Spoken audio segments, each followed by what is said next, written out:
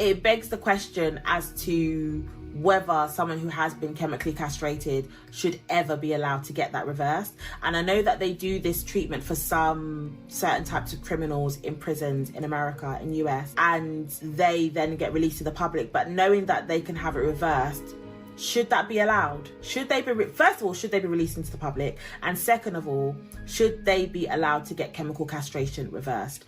Please let me know in the comments, because I think there's a whole different conversation we can have about that. And because I'm a mother, I'm failing to see it objectively. I can't really,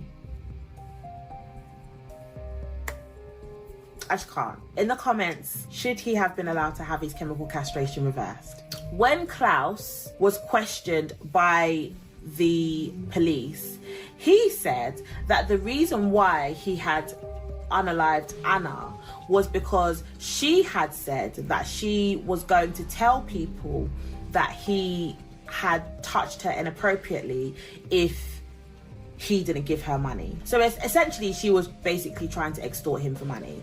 That's what he said. And that was the reason why he had unalived her. And he said that because she had said that, he got his fiancée stocking and had used that as the method of which to take her life. Now, blaming a 7-year-old for your heinous acts is crazy. And I don't know why he thinks anyone would believe him, but that's what he said. It was said that when Marianne heard his reasoning, she was in so much shock that she didn't actually react. And also at the time, she was organising Anna's funeral. So it's almost like she was unable to process the information that she was given.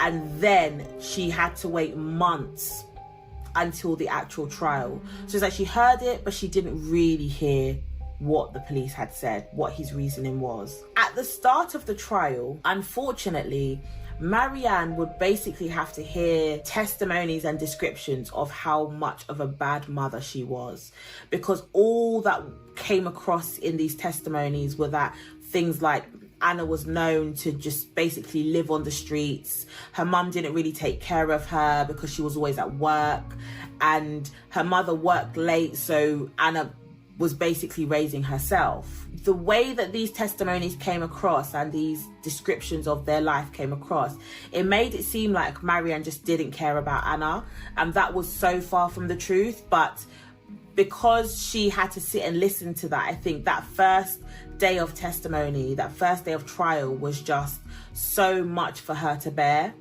And it had left her even more heartbroken, because not only did she now have a child that had literally been taken from her, in the sense that Klaus Gabrowski had taken her daughter's life, she had also had 2 children previous to this that she'd had to give up. And I'm not saying that this is what went through her head, but it could have gone through her head that she wasn't able to take care of those 2 older children, and now this child, she still wasn't able to take care of her because she wasn't able to protect her from the monster that is Klaus Gabrowski. So the information that came out in the testimony must have been devastating for her to hear. It must have been so heart-wrenching to hear people talk about how unable to care for her children she was, and how poor of a job she was doing as a mother.